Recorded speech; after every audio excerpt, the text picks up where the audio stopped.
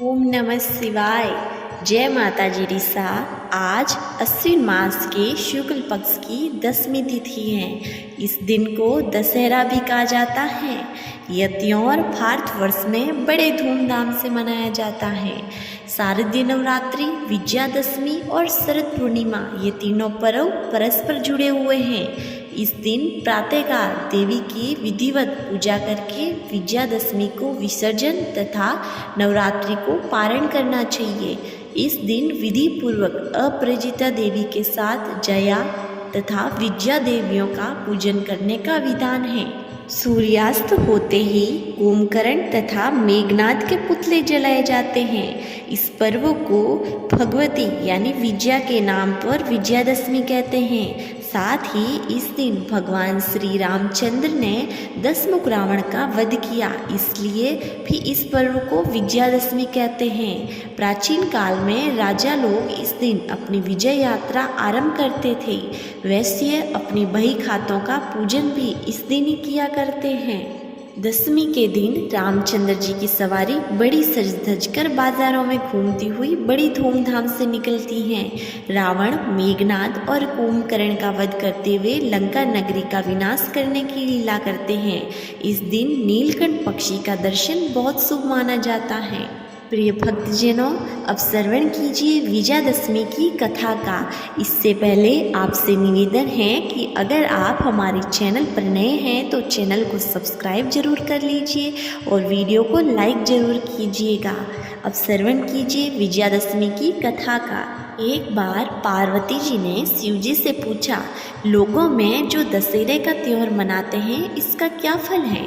शिव जी ने बताया कि अश्विन शुक्ल दशमी को सायंकाल में तारा उदय होने के समय विजय नामक काल होता है, जो सब इच्छाओं को पूर्ण करने वाला होता है। शत्रु पर विजय प्राप्त करने वाले राजा को इस समय प्रस्थान करना चाहिए। इस दिन यदि श्रवण नक्षत्र का योग हो तो भी शुभ माना जाता है। मर्यादा पुरुषोत्तम भगवान रामचंद्र जी ने इसी विजय काल में लंका पर चढ़ाई की थी, इसलिए यह दिन बहुत पवित्र माना जाता है और क्षत्रिय लोगों को इसे अपना प्रमुख त्योहार मानते हैं। शत्रु से युद्ध करने का प्रसंग न होने पर भी इस काल में राजाओं को अपनी सीमा का उल्लंघन अवश्य करना चाहिए। अपने तमाम दल बदल को सुसज्जित करके पूर्व दिशा में जाकर शमी वृक्ष का पूजन करना चाहिए। पूजन करने वाली शमी के सामने खड़े होकर इस प्रकार ध्यान करें और प्रार्थना करें कि हे शमी, तुम सब प्राणियों के पापों को नष्ट करने वाले और शत्रुओं को भी पराजय देने वाले हो। तुमने अर्जुन का धनुष धारण किया और रामचंद्र जी से प्रिय वाणी कही। पार्वती जी बोले, शमी वृक्ष ने अर्जुन का धनुष कब और किस कारण धारण किया तथा रामचंद्र जी से कब और कैसी प्रिय वाणी कही थी, जो कृपा करके बताइए महादेव। महादेव जी ने उत्तर दिया, दुर्योधन ने पांडवों को जुए में हराकर एक शर्त पर वनवास दिया था कि वे 12 वर्ष तक प्रकट रूप से वन में जहाँ चाहे घूमें, लेकिन 1 वर्ष तक बिल्कुल अज्ञातवास में रहें। यदि इस वर्ष में उन्हें कोई पहचान लेगा तो उन्हें 12 वर्ष और वनवास भोगना पड़ेगा। उस अज्ञातवास का समय अर्जुन अपना धनुष बाण एक शमी वृक्ष पर रखकर राजा विराट के यहाँ प्रहलांता वेश में रहे। विराट के पुत्र कुमार ने गौओं की रक्षा के लिए अर्जुन को अपने साथ ले लिया और अर्जुन ने शमी के वृक्ष से अपने हथियार उठाकर शत्रुओं पर विजय प्राप्त की थी। शमी वृक्ष ने अर्जुन के हथियारों की रक्षा की थी। विजयदशमी के दिन भगवान श्री रामचंद्र जी ने भी लंका पर चढ़ाई करने के लिए प्रस्थान किया। उस समय उन्होंने शमी वृक्ष के नीचे भगवान श्री रामचंद्र जी ने कहा था कि आपकी विजय निश्चित होगी, इसलिए विजय काल में शमी वृक्ष की भी पूजा होती है।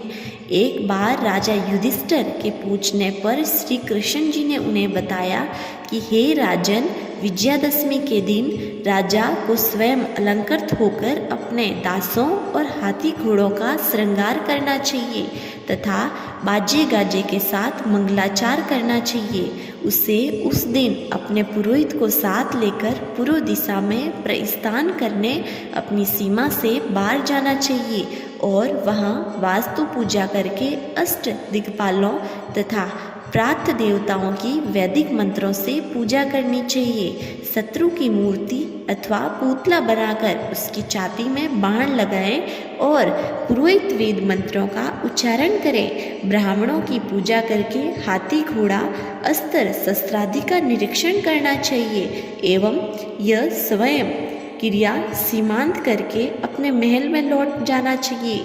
जो राजा इस विधि से विजय उत्सव करता है वह सदा अपने शत्रुओं पर विजय प्राप्त करता है।